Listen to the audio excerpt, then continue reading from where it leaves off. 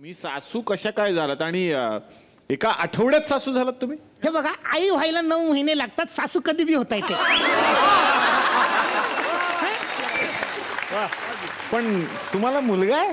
नाही नाही, नव्हता आधी. मग? स्क्रिप्ट मध्ये होता तो, आता घेतला मी. 1 तास आधी मला मुलगा झालाय. ते बरोबर, याच डॉक्टरने डिलिव्हरी केली त्याची. पण मुलाचं नाव काय आहे तुमच्या? कौस्तुभ.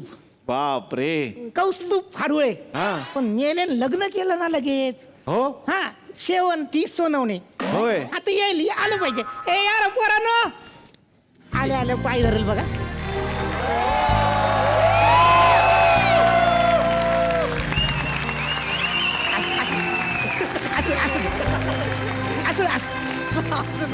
असू दे.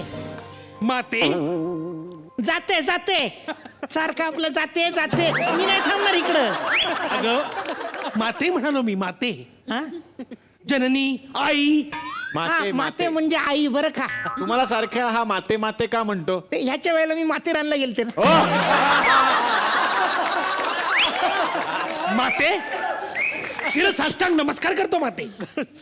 इरशादच्या नानाची टांग करतो. शिरसाष्टांग चरणस्पर्श केला माते. हा हा, हे बरं करतो. तुला माहिती ना, तुझ्या चरणाला स्पर्श केल्याशिवाय माझा दिवस सुरू होत नाही माते. हो, म्हातारीने 2 पेकाटात लाथा घातल्याचे उठतच नाही हा. 2 वाजेपर्यंत झोपूनच तो लोळत पडलेला. हे बघ, माझी स्वप्न मोठी आहेत म्हणून जरा मला जास्त झोपावं लागतं. एवढा आळशीपणा बरा नव्हे. तुमचं काय भविष्य रावल्यासारखं नाहीये. बघा, आळशीपणाने अख्खं करिअर घडवलं त्याचं.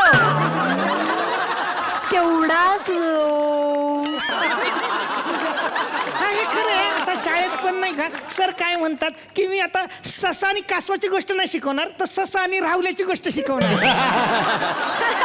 नाही, पण याच्या पुढे तर वेगळंच सांगणार आहेत. काय? रावळे आणि फारुळेबाईची गोष्ट शिकवणार आहेत. माझी कसं काय? कशी दिसते? सस्ता. आणि दिवसभर वाजता.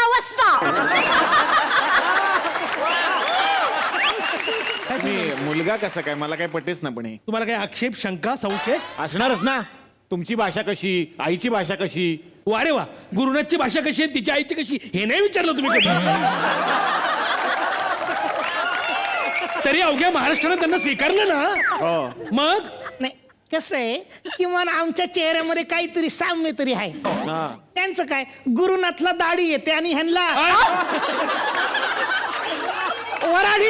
वराडी बोलता येते. वराडी म्हणलं मी. वराडी बोलता येते. हा, मग किमान आमच्यात साम्य तरी आहे की नाही, तुम्ही सांगा. खरंय. That's it. माते, हा, मी पण एक चारोळी घेऊ. हा, खूप जोराची चारोळी आली आहे. बाळा, त्यांना घाई आहे रे, त्यांना सकाळी 8चे कॉल टाइम आहे. असं काय माते? होय काय?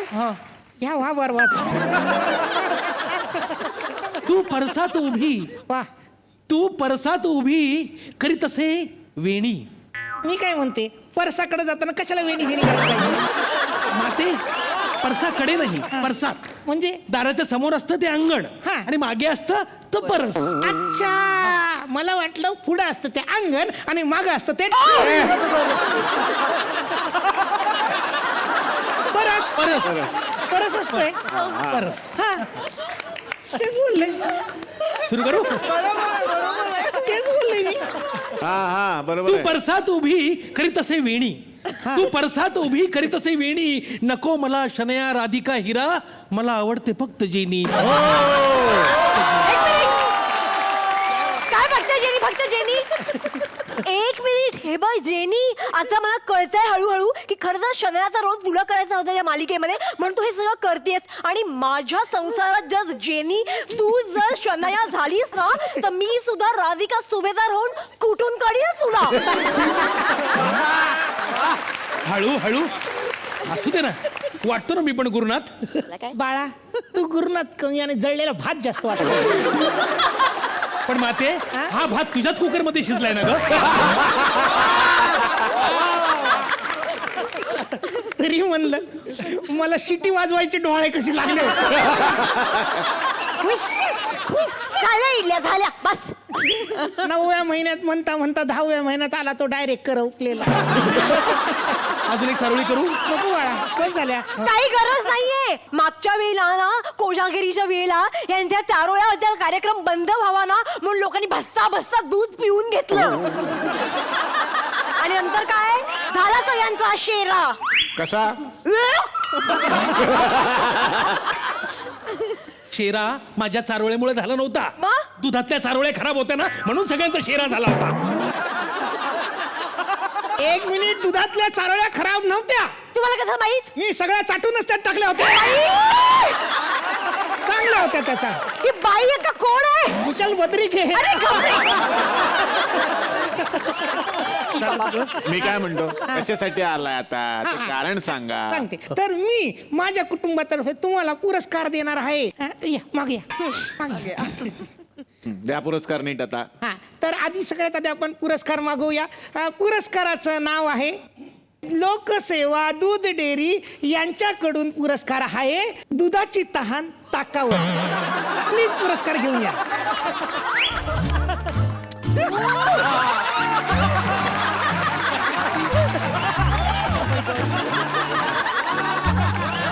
लोकसेवा दूध डेअरी तर्फे हा जो पुरस्कार आहे त्याचं नाव आहे दुधाची तहान ताकावरती. आणि ह्या पुरस्काराचे विजेता आहेत डुगडुग.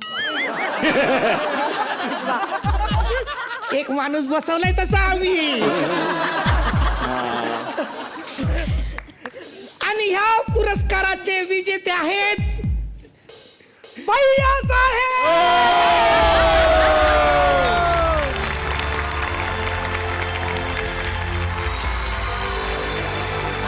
एक मिनिट, मला एक गोष्ट कळलेली नाही. 1 मिनिट थांबा, पुरस्कार कटो देतो थांबा. हे काय पुरस्कार दिला भैया साहेबांना दुधाची ताण ताकावर? म्हणजे त्यांना लग्न करायचं होतं शितली बरोबर, हा. आता लग्न करतायत जयडी बरोबर. हा. म्हणजे दुधाची तहान ताकावर भागवतायत की नाही?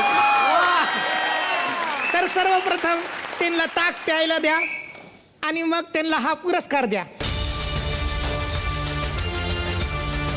लागीरच झालं जी या मालिकेतून भैयासाहेब आपण झी मराठीवर पदार्पण केलं. हे काय? हे काय? मला जी मराठीचा आवाज येतोय बघा. आणि आपण अभिनय क्षेत्र बाज झालं, बाज झालं. बस गबसा. काय जीवन गौरव नाही मिळाला. घ्या घ्या घ्या तुम्ही घ्या.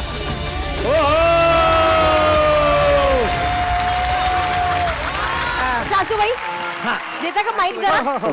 पुढचा पुरस्कार आता द्या. हो, हा पुरस्कार आहे गिरीश कुलकर्णी यांच्यातर्फे. वा. हो, विशेष पुरस्कार. या पुरस्काराचं नाव आहे baby bring it on.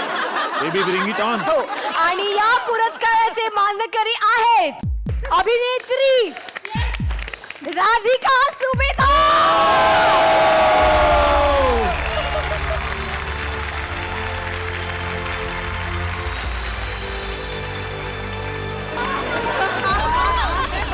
Radhika नमस्कार. नमस्कार. सुंदर दिसतेस. थँक्यू. फारच छान. मला एक गोष्ट कळली नाही. बघू काय? पुरस्कार दाखवा. काय हे बघा, हा बघा. ब्रिंग इट ऑन आणि काय गिरीश कुलकर्णी यांनी का दिलाय? काय झालं ते असं म्हणाले की मसाला फिल्म मी जेव्हा केली तेव्हा मला 5 कोटी रुपये पण मिळाले नाहीत आणि या बाईनी साध्या मसाल्याच्या पुड्या विकून 300 कोटी कमवले. तर तिला हा पुरस्कार द्याच तुम्ही. म्हणून गिरीश कुलकर्णी तर्फे हा पुरस्कार. या राधिका तुझ्यासाठी. वा वा. राधिका सुभेदार, ए गबस, आपला हा प्रवास वाखणण्याजोगा आहे. गबस आहे. हा प्रवास खरं तर खूप खडतर होता. खडतर? हा, तिच्या मसाल्यात खडे होते.